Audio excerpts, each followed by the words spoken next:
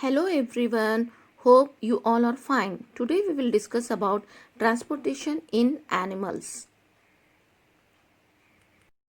So children, now we will learn about the third part of the life process or the third system, that is transportation, also called as circulatory system.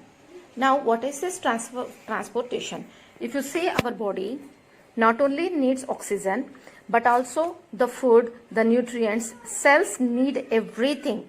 Here we will how exactly the transportation of various objects like enzymes, the hormones, the gases, the nutrients, the water, all of these are transported to each and every cell of the body. For example, in respiration process, oxygen is carried from the lungs to all cells of the body, and carbon dioxide is carried from all cells to the lungs of the body to be excreted out. That is also handled by transportation process, right? Here we will learn how the process of transportation being organized, because you just look at the body of human being, it is very complex.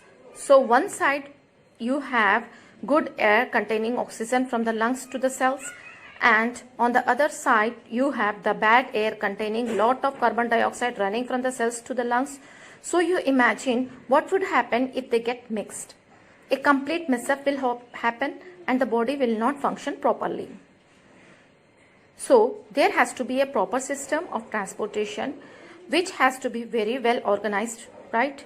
This transportation is not only needed in animals but also it is needed in plants as well. Because in plants also we saw that plants prepare their food by photosynthesis in their leaves. The food is prepared and stored in the leaves, but that does not only leaves which need food and nutrients. Each and every part of the plant needs food and nutrients. So the food needs to be transferred from the leaves to each and every part of the plant. Similarly, the water which the plant receives, that also need to be transported to the leaves and each and every cell of the plant. Transportation of water and nutrients. The transportation of water and nutrients and food in plants falls under the transportation. Then what is transportation? Transport of oxygen, water, food, hormones, etc. to different parts of the body is called internal transportation. Here we will first talk about internal transportation in human beings. Because just now we discussed about the respiratory system in human beings, the internal transport system in human beings is known as circulatory system. The word circulation has come from the word circulation. So that means circulatory system. This word circulatory system has come from the word circulation. Here in this picture, you can see that some tube-like structures that are carrying blood everywhere. There are some blue lines, some red lines. We will talk about them. We will get to know. We can see that blood is flowing to each and every part of the body. Actually, blood is carrying things to each and every corner of the body. Each cells need all of the oxygen, the nutrients, enzymes and hormones. And also cells want to get rid of undesirable substances like waste. For example, in each cell, so many metabolic activities are happening. So these are some waste products also which they do not want to keep. So the good things as well as the bad things both are transported by means of some fluids. So the movement of these fluids throughout the body is termed as circulatory system. Let us now read about the different organs or parts which constitute circulatory system. So the circulatory system constitutes of heart. It is needless to tell you what is heart, as you all know it, a very important organ of our body. Now what is the role of heart in circulatory system? Heart basically acts as a pump. Now which makes the blood flow. For example, if you would have seen the hand pump which is used to fetch water from the ground. So what happens when you apply pressure on the handle, the water comes out from the ground and it fills the bucket. Here in this picture you can see when any person gives pressure to the handle, the water comes up from the ground, and this is actually because of pressure of the pump to fetch the water from the ground. Similarly, the heart is also a pump which actually regulates how the blood has to flow. So heart has all the control of the circulatory system. Other than heart, we have arteries, veins and capillaries, which contains blood and acts as a carrier. So these are the blood vessels, contains blood and act as a carrier of blood. Then the blood and the lymph. The blood and the lymph are basically fluid-like substances, and they form circulatory medium because the gases, the food materials, whatever it is, they are carried through this blood or lymph. How this blood flows? Blood is enclosed in blood vessels, and who control the movement of the blood? That is heart. So these things together constitutes the human circulatory system. Now we will try to understand the functioning of human circulatory system and the purpose of these organs in details. Before going to further details, let us see the significance of transportation. Transport of gases like oxygen from lungs to cells and carbon dioxide from different cells to lungs. It helps in transport of nutrients. For example, glucose, which helps in producing ATP, is transported throughout the body. Transport of hormones. There are also so many hormones inside our body, right? Those hormones also need to be transported to different parts of the body because hormones have some specific function of their own. We have so many hormonal traits like male hormone, female hormone, which give characteristics in a person. Transport of waste from cells. So when we talk about, we have seen that during digestion, so many waste products are formed. For an example, urea. This urea needs to be transported to the kidneys for excretion because in human body there is another system called excretory system, which we will discuss about excretory system after circulatory system. So who will transport that waste product to the kidney? So the circulatory system has to transport the urea to the kidney, and then kidney will take care of excretion process. Transport of heat to maintain body temperature. As we discussed earlier, warm-blooded animals, they always have to keep their body temperature constant. So how did their body temperature constant? To maintain this constant body temperature, they needs energy. That energy will also be circulated through circulatory system. Now, contains cells to fight infection. Blood is one of the components of our circulatory system, and it constitutes of WBC cells, which helps to fight infections. WBC are a kind of soldiers to our body and builds immunity of the body against disease. So these are some of the significance of transport system. Transport of gases, transport of nutrients, transport of hormones, transport of waste from cells, then transport heat to maintain body temperature, and also contains cells that fight infection. Let us now talk about circulatory system in animals. When we say animal, it is not only human being. We are going to talk about, there are many other varieties of animals as well. What kind of circulatory system is present in different animals? Basically, there are two types of circulatory system. One is open circulatory system and the other is closed circulatory system. Let us see what is open circulatory system. Open circulatory system has hemolymph. What is this hemolymph? It is a fluid that is a mixture of blood, that is hemo, and the interstitial fluid, the fluid which flows in the body cavities. In this case, blood is pumped by heart in body cavities. There is no concept of blood vessels in open circulatory system. The blood just flows throughout the entire body and the organs of that organisms. So they are all floating in the blood. So all the body cavity is filled with fluid called hemolymph. It is generally found in lower organisms like mollusca and arthropoda. We have discussed about them in diversity of living organisms class 9. So octopus belongs to mollusca and cockroach belongs to arthropoda.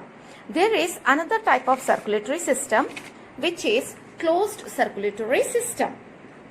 Blood is enclosed in blood vessel. As soon as you enclose the blood into vessels, things becomes organized, and moreover, when you enclose blood inside vessels, the pressure of the blood also increases. Therefore, the blood flow because of the pressure. So here the blood and the interstitial fluid are separated from each other. So blood is enclosed in the vessels, and interstitial fluid, which is also known as lymph, is present in the body cavities. Blood is pumped by the heart through the blood vessels and doesn't normally fill body cavities. It is not that the blood flows everywhere inside the body. There is well organized blood circulatory system, blood vessels in our body. That means the blood flows inside proper blood vessels. It is generally found in vertebrates and some invertebrates too. Vertebrates like human beings, fishes, reptiles, birds, amphibians. So it is the closed circulatory system is found in these vertebrates as well as some of the upper invertebrates too. When we say closed circulatory system is different in various organisms, mainly heart, which is main pumping organ. Let us see what kind of circulatory system do fishes have. Fishes have two-chambered heart. What do you mean by two-chambered? Normally this pumping organ heart, it is divided into chambers or room-like structures. So fishes heart is divided into two chambers. One is auricle and the other is ventricle. Auricles are receiving chambers which will receive the blood from all parts of the fish body, and ventricles are pumping chamber, that means which pumps or push the blood out from the heart to all parts of the body. Now before that, I have written one hint here to make you remember forever in your life which is a receiving chamber or which is a pumping chamber. I have given one small hint. Auricles you can remember as air. Auricle is receiving air, and ventricle is pumping. The auricle is air and ventricle is VIP. This hint I have given to make you assure that you should never forget which is a receiving chamber or which is a pumping chamber. Okay children, now which is the organ present in fishes that is used for gaseous exchange? We know that fishes doesn't have lungs. We have discussed about it in respiratory system, right? So what will happen here? Let us suppose these are the gills of the fishes which absorbs oxygen from water. This oxygen get dissolves in blood. How? Gills have filament which are richly supplied with blood capillaries, and exchange of gases takes place. This blood where oxygen is dissolved is known as oxygenated blood. This oxygenated blood goes to the different parts of the fish body. Now respiration takes place in all the cells of the body, and carbon dioxide is produced as a byproduct. The cells of the body want to get rid of that extra carbon dioxide. This carbon dioxide will be sent back to the blood, and it enters through the heart, through the auricle of the heart, because auricle is a receiving chamber, and from ventricle of the heart will be sent that blood to the gills again to get oxygenated. So gills are the organs which is converting deoxygenated blood to oxygenated blood. It is deoxygenated blood is entering into the gills, and oxygenated blood is coming out of the gills. This is how the blood circulation takes place in case of fishes. Now, why the heart is having chambers?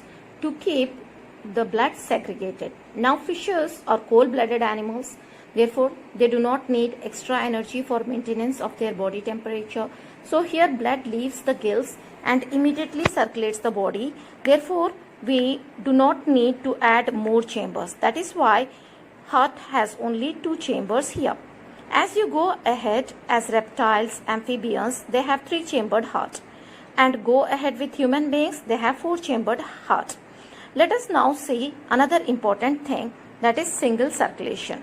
Only in one cycle the blood flows through the heart. You can see that the oxygenated blood is going to the body, and deoxygenated blood which is coming out of the body comes to the heart and goes to the gills. Only once the blood is flowing through the heart, that is why we call this as single circulation.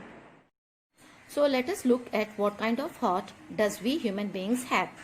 So how does a four-chambered heart functions? And what are the advantages of having the four-chambered heart? Two auricles, left auricle and right auricle, and two ventricles, left ventricle and right ventricle. I guess you can understand why another ventricle is added here, so that the oxygenated and deoxygenated blood can be completely separated. Here we have double circulation. So let us try to understand double circulation. For suppose this is our body and these are our lungs, and somewhere here we have our heart, which is divided into four chambers: right, left auricles and right ventricle and left ventricle. So the auricles are the one which receives the blood. Do you remember in the last video I said you to remember auricles as air? That means auricles in receiving, and ventricles are pumping chambers, VIP. Ventricles is pumping. So this lungs takes in oxygen from outside. The blood comes out of the lungs is oxygenated blood, which is rich in oxygen. Where did this oxygenated blood goes? L for lungs, L for left auricle. Remember children, this is quite important. L for lungs, L for left auricle. From the lungs, the oxygenated blood comes to the left auricle. From the left auricle, it flows into the left ventricle. And from the left ventricle, it is pumped to the all parts of the body. Then in body, cellular respiration takes place in body cells. In each and every cell of the body, cellular respiration takes place, and it results in the production of carbon dioxide, release of carbon dioxide. So here exchange of blood will take place. From the cells, the carbon dioxide will be given to the blood and oxygen will be taken from the blood for cellular respiration. So blood becomes deoxygenated. That means blood will be rich in carbon dioxide. The blood from the body, which is deoxygenated, will comes to the right auricle of the heart. From the right auricle of the heart, it flows. This deoxygenated blood from the body flows to the right auricle. From the right auricle, the blood flows to the right ventricle via this valve. And from the right ventricle, this blood will goes to lungs for purification of blood. That means from the lungs, carbon dioxide is thrown out of the body through nostrils and oxygen will be taken in. So here the process of purification of blood takes place. That means exchange of gases will take place. This deoxygenated blood will be converted to oxygenated blood. And again the same process starts. From the lungs, the oxygenated blood comes to the left auricle. From left auricle, it flows to the left ventricle. From the left ventricle, the blood will be pumped out to the parts of the body. And from the body, deoxygenated blood is received by the right auricle and it will flow to right ventricle. From the right ventricle, it will be pumped back to the lungs. So if you see here that in one complete cycle, once this oxygenated blood passes the heart and then the deoxygenated blood passes the heart. So in one cycle, the blood passes the heart 2 times. That is why this is called as double circulation. In case of blood is enclosed in vessels, because of that blood is at higher pressure. Now this higher rate of oxygenated blood flow enables birds and mammals to maintain high activity levels. As I said, the warm-blooded animals, that is bird and mammal, need some extra energy to maintain their body temperature. Now the high rate of flow of the oxygenated blood actually keeps to maintain their body temperature, and that is why in case of warm-blooded animals, warm-blooded animals do not want that the oxygenated blood and deoxygenated blood get mixed together. That is why the separation is done, and therefore they have 4-chambered heart. If you look at the circulatory system in this fashion, here you can see that red line actually denotes in your textbooks, Oswald, and it follows the convention where the red line denotes the oxygenated blood and blue lights denotes the deoxygenated blood. Now you can see that oxygenated blood comes from the lungs, goes to the heart, from the heart it goes to different parts of the body. Similarly, the blue line starts from the body parts, goes to the heart, and from the heart it goes to the lungs.